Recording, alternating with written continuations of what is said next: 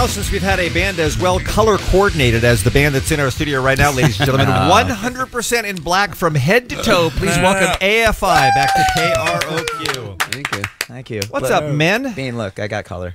You do have some color in your shirt. A little bit, a speck in your shirt, exactly. Speckles. How you guys doing? Happy album release day. Thank you so much. Thank you. Thank you for having us. What's it like for you guys on the day the album comes out? Is it relief? I don't know. Excitement? It's excitement. Finally, after, I mean, it always takes us a long time to get an album out, so it's a How long did it take this one? 2 years. 2 years. 2 years from, yeah, Is from it not, its beginnings. does it not speed up at all? Slows. It should. It slows. Slows down. It gets longer. Like life. Wow. If we were smart, we'd speed up, but we get slower. Everyone else speeds up. How is that possible? We demand more and more of ourselves. Oh, you're more perfectionistic about what you're doing? And Yeah, essentially. Do you guys think that perfectionistic is a word? Nope. We're just gonna go with it though. We didn't have to point it out. Maybe it was fine. He didn't. You have to bring it up, Bean. I'll make up a word. You know, we talk to a lot in this job. We are lucky enough that we get to talk to a lot of our favorite musicians, and we hear all the time that every time a record is done, they feel like they may never write another one. So, what's it like for you guys as a band to be on album number 9? Could you ever have imagined you had this many songs in you? It's definitely something that when you think about it in those terms, it's pretty surreal that we've been doing it for so long and that we've released 9 albums and 100 EPs and 1 million singles or whatever. I don't know what we've done, but it's such a luxury to be able to make music for that long. I mean, that's what we love doing, and we're sitting here with you guys, and you care, which is nice. We care a lot. We do. It's really gratifying, and you know, we're really grateful. We have very, very different tastes in music. Do we? Dean and I and Ralph. No, not you guys. Oh, I mean, we may have different tastes in But music we all too. agree on you. Is that so? Well, your band is We're fantastic. a common denominator. Yes, Thank you. you are. And we Thank agree you. on very little. Thank you. What's your taste? What do you like? I like, well, Rage Against the Machine's my favorite band. Okay. Okay. Muse, I love. Okay. Bean goes Rocker. with folk.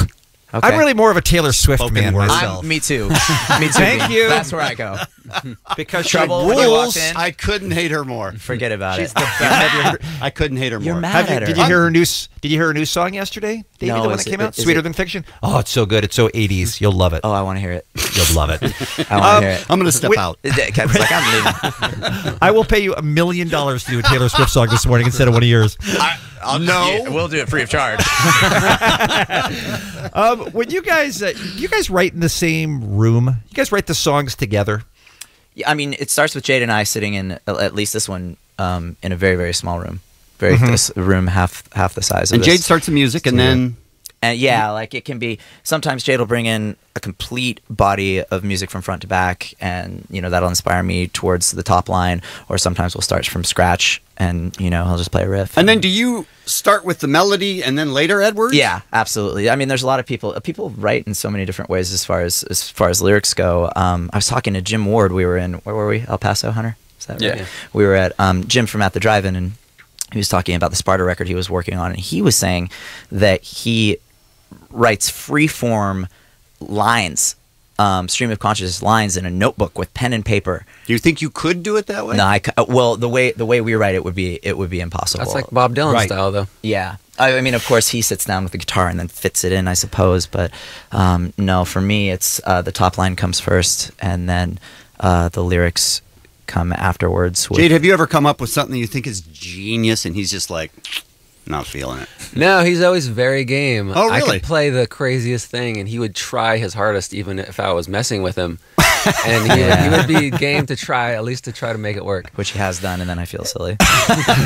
Part of the reason I asked that question is because I mean, I'm so fascinated with songwriting. I mean, the inspiration is just something that I'll never understand, because I guess you either get it or you don't. Or am I wrong about that? Is it just hard work? Is it something you can train yourself to be inspired and create even if you don't feel it automatically?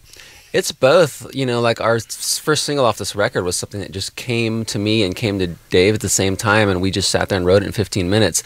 Other times it's very difficult, and you really have to work to make something work. So you can force a song. If you had to, you could go into a room and close the door and say, I'm going to come out at the end of this day and I'm going to have a song, and you could make it happen. Yeah, Oh, it doesn't yeah, always definitely. happen, but I mean, we've done that on That's numerous occasions. It's not as gratifying as just having something happen as if you're just channeling it. Yeah. Oftentimes you end up hating the song. Really? I mean, if you force it? Yeah, if you force it, and then you get to a place where What's usually an outside perspective goes, "That's good," and you go, I don't like it. What's the longest you worked on a song and then just scrapped it? Has that happened? Where you Have- really yeah. you're There was- onto something, but We've done that over and over and over again, and this time less so than historically. But we'll work a song to death, and it sucks, and it sucks, and it sucks. but you know there's something there. You just can't figure still out. sucks, and then you just give up, and you just wasted all this time. You were practicing and sweating, and my voice is falling apart. And but then sometimes These are it works.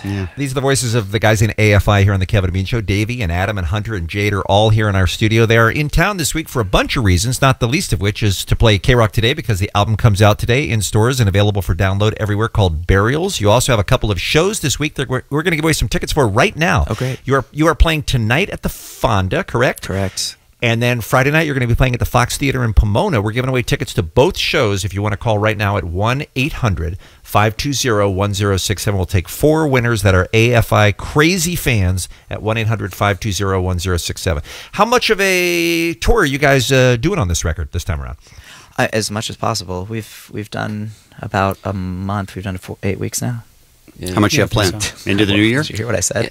Probably all the way through next year, all the Too way through early. 2014. So All the way through 2014. Yeah. Wow.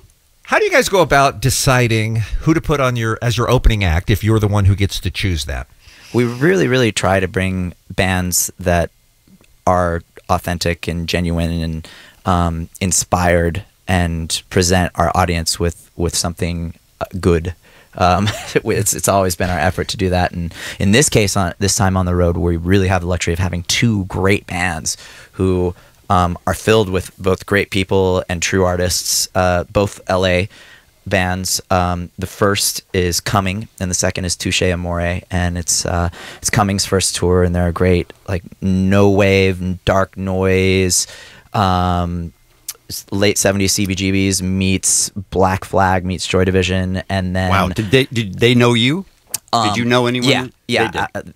Personally, I knew some of the guys, and I had been going to see them, and they were really good. Well, that's a nice endorsement for people who like AFI. Here's a chance for them to check out somebody that you guys like. And the flip side of my question on that was, what was the tour that you got on in the early days that just blew your mind that you were going to be able to go out with, fill in the blank? We went out on tour with a New York hardcore band called Sick of It All. They took us out in, what was that, 97? Yeah. many times. All right, I don't late know when 90s-ish. the first time we played with them was 96. Yeah, but, like, but yeah. I mean, they're legends. Yeah. They're an inspiration. And you were like, I 25 can't years believe later, we're on this bill. Like, we get to see them for free every night. Yes, That yes. kind of And thing. if we were Yeah. to play a show with them today, I would still think that. Yeah, and we still do, and I would watch them every night. Every night would watch them, and we were talking about this the other day. The support tour thing, it's something that a lot of bands really look forward to, and like, oh my God, we got the support tour. Never does it matter for us. Like, for the majority of big support tours that we do, we would play and the audience would hate us. It would never result in any, like, fan base or spike in sales or anything. What? Anything. You name the big band we've toured with, and no one cares. But that's the Except- whole point of doing those, is to get in front of it doesn't people. work. Not for us. Except Sick of It All. Except Sick of It All. Except Yeah. we And toured you with get Sick of It to All so many see- times, and we could see after we come back, we would see those fans like come back and see us. And actually, still to this day, I feel a lot of those Sick of It All fans are there. When we just played the East Coast, we definitely saw them. That has to Yeah. be sort of a bummer, though, if you're opening for Yeah. other people and you're convinced, we're going to sway some people. Yeah, Yeah, that's No? that's the Pretty logic rare. of the big tour, but we haven't really seen it translate. Wow. I think when we That- toured with Green Day this last time, I think that might have been the first time where that helped a little bit. But in the past, That's not shocking. so much. Are you guys, and maybe I ask this because of the kind of music you do, especially when you started, it wasn't the kind of thing that was on the radio a lot or was super popular, but are you surprised how popular you are, and how, I mean, you're going to have a top 3 album in America next week when the charts come thank you. out. Let's. I mean, Are you buying them all, Beans? That's ambitious. Is that worth that $1 million for the Taylor Swift song that we're about to play, guys? Record sales. I pre-bought one copy. That's it. Thank you. Yes, no worries. I mean, are you surprised? Look, you would be doing this anyway. You were doing this when you weren't popular, so I'm sure you would still be doing it if you were. But are you surprised at how big AFI has become?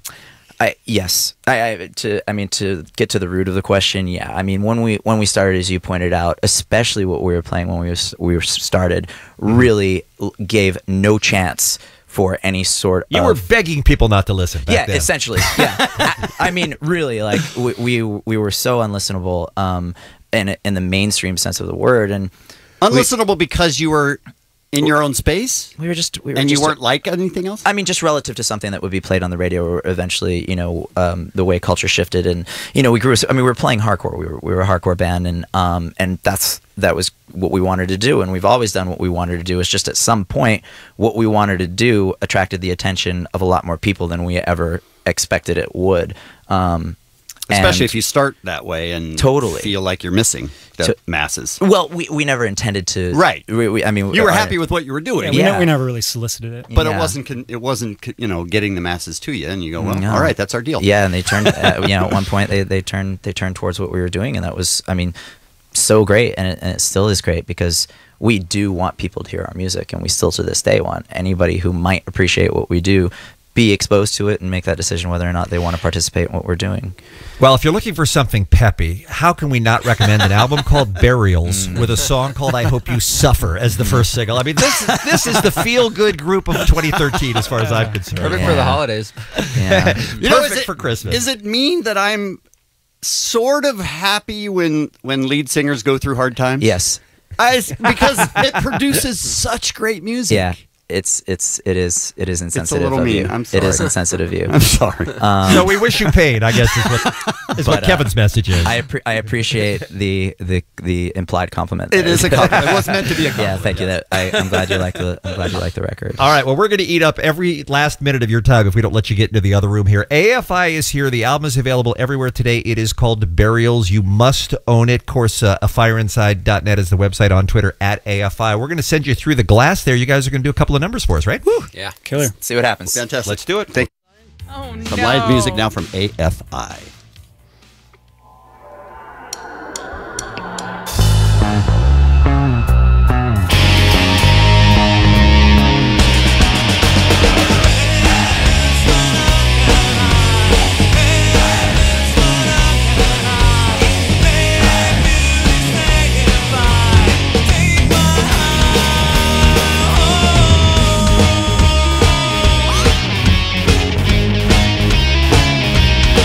Just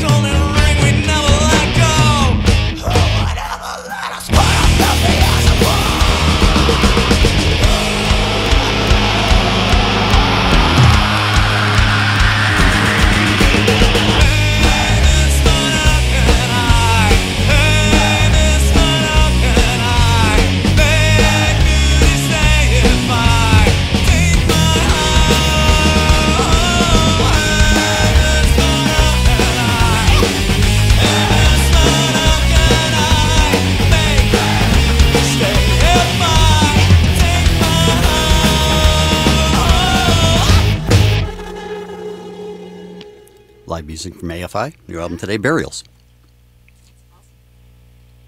Thank you. And thank you for the Sisters of Mercy.